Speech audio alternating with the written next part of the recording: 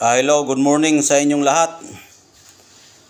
Babalik na naman tayo sa ating YouTube channel at maraming salamat sa ating channel at naway pagpalain po tayo ng ating Panginoong Diyos. At shout out sa lahat ng aking mga followers, si Leo Dapat at yung mga iba pa nating mga silent viewer niyan ay hanggang ngayon nandito pa at nakatingin sa ating video. At ang ating pag-usapan ngayon ay tungkol dito sa ating mga mutya na aking pinapakita. Pero bago ko sisimulan kung anong klaseng mutyang ito ay huwag makalimot na ipindot nyo ang bell button, mag-subscribe, mag-like at mag-share para palagi kayo maka-update sa aking susunod na mga vlog.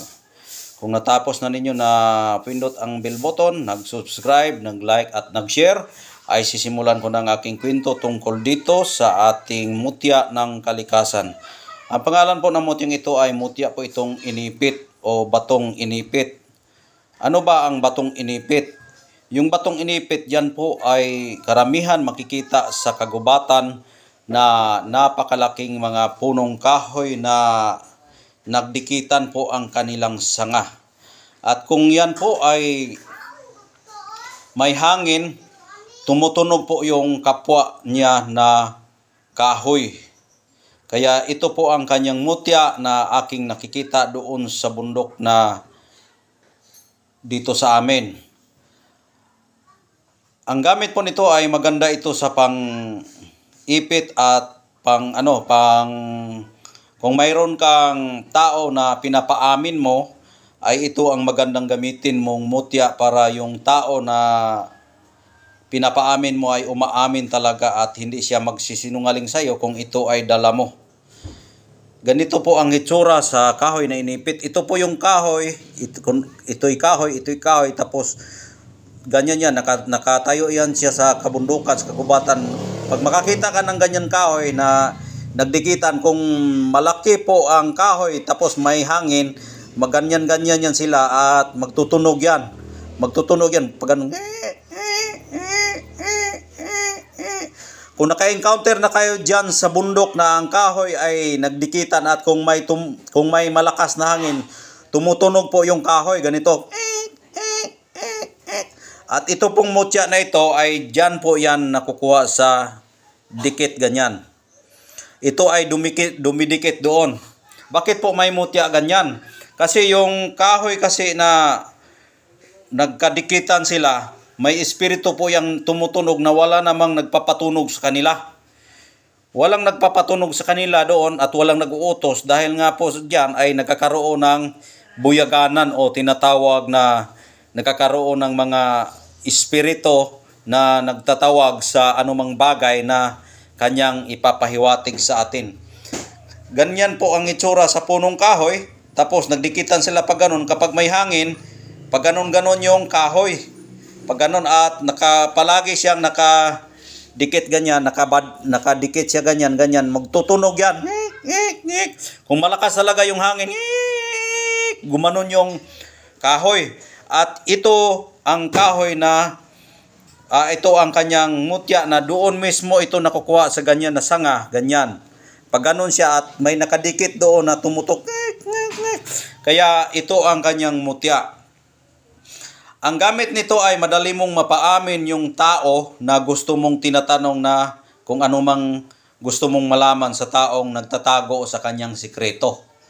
Kaya mapapaamin mo talaga sa pamagitan ng kapangyarihan na ganito. Ayan o. Tingnan mong mabuti. Ayan, hinahawakan niya yung bato. Ayan, pag ganun o. Pag ganun, ginaganyan niya yung bato. Ayan. Maganda rin ito sa pang kaso. Kung halimbawa ikaw ay abogado, ito ay maganda sa kaso. Mapapaamin mo talaga yung tao. Ayan. Kung ikay magdidiskarte, ay mag-oo talaga yung tao sa iyo. Kaya maganda ito sa diskarte, sa pangpaamin ng tao. Ayan. Minsan kasi doon sa bundok namin, dito sa bundok namin, merong mga babaylan dito na ang ginagamit nila yung picture. Yung picture ilagay nila dyan, ipako nila yung picture dyan. Kung halimbawa yung tao layas, na gusto mong mapauwi sa iyong, halimbawa ikay iniwan na yung asawa, kukunin mo lang yung picture na yung asawa at idikit doon sa, ipakuan mo doon sa kahoy na inipit na magtutunog sa kabundukan. Dito mo yan ipako. Pagpako mo dyan, doon talaga sa banda, kapag maghangin yan, nyik, nyik, nyik, magtutunog yung kahoy na kapwa-kahoy na nagbagid-bagid silang dalawa. Nyik, nyik, nyik. Yung picture doon, kung halimbawa asawa mo doon, ilagay mo, pinapakuhan mo doon, uuwi talaga sa'yo yan. Uuwi talaga dahil palagi siyang itinatawag. Kung halimbawa, palaging humahangin, palagi din niya magtutunog yung kahoy. Nyik, nyik, nyik, nyik. Palagi yan magtutunog sa kabundukan, sa kagubatan, pag ganun-ganun. Tapos ipako mo yung picture doon sa pinapauwi mo, mag-uwi talaga yung tao. Kung hindi mo pinapauwi, kung gusto mo lang na palaging balisa yung tao, na kung wari, palagi mo siyang ginagambala, ipako mo lang yan doon sa puno ng kahoy na malapit doon sa inipit na kahoy. Pag ganun yan, palagi yang magtutunog araw at gabi kapag may hangin na tumatama doon sa kahoy, magtutunog yan palagi. Kaya ito ang aking nakuhang mutya doon. Ayan. Kasi yung espiritu kasi at mga ganyan na mga kakabalaghan na mga kahoy, meron po yang nagbabantay. Nagbabantay, kaya ito po ang bantay niya na mutya. Kapag makuha mo yung mutya niya, napakaganda po yan gamitin sa pantawag at pampapaamin ng tao na may sikreto sa iyo. At maganda rin ito sa negosyo. Dahil alam mo kung bakit? Dahil kapag ikay magdidiskarte, oo, yan ang tatando talaga yan.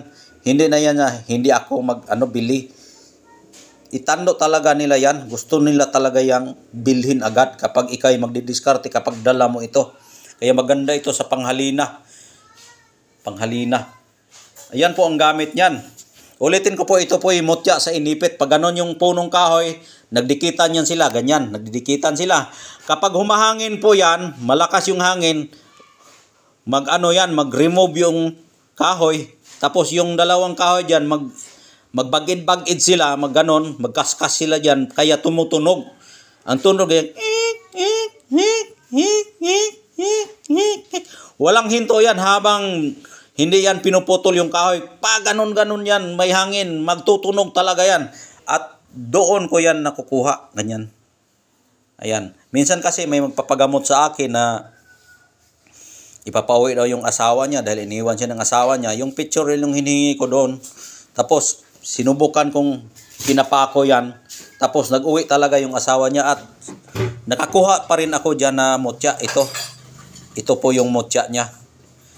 Yan ang gamit niya. Siguro kung alam niyo kung mga sikreto dyan sa pinapaliwanag ko sa inyo, ay maganda yung naniniwala dyan. Dahil nga tested na talaga yan sa akin na umuwi talaga yung tao kapag dyan mo ipako. Pero bago mo yan gagawin, may ritual pa yan na tinatawag mo yung pangalan ng tao na papauwiin mo.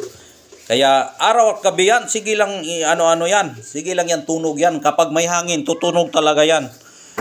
Yan ang pantawag. Kaya itong mutya niya, napakaganda po yan gamitin sa pantawag, pangnegosyo, pampaswerte.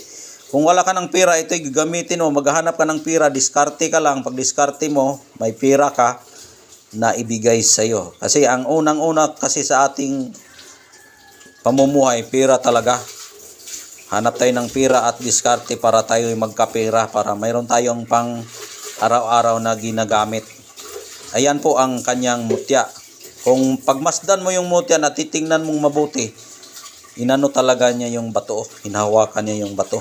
At napakaganda pong batong ito, makikintab talaga. Ayan. Sa niniwala lang po dito, sa aking sinasabi ang pwedeng magabil dito. At yung hindi niniwala, pwede ninyo i-skip yung aking video para hindi masayang yung pagtingin ninyo dito sa aking video. Ayan po, kung nagustuhan ninyo, pwede naman ninyo i-share ito at ipagsabi sa nangangailangan. At kung ikaw ang may kailangan nito, ay pwede kayong mag-text sa akin or magtawag. At meron din akong Facebook account na ginagamit, Commander Bugtungan. Ayan po, ang aking page po, Glenn Pagasian. Yung aking Facebook ay Commander Bugtungan. Yung page ko ay Glenn Pagasian Jr. Ayan po ang aking ginagamit. At kung gusto niyo, may number akong iniwan dyan. Pwede kang tumawag sa akin.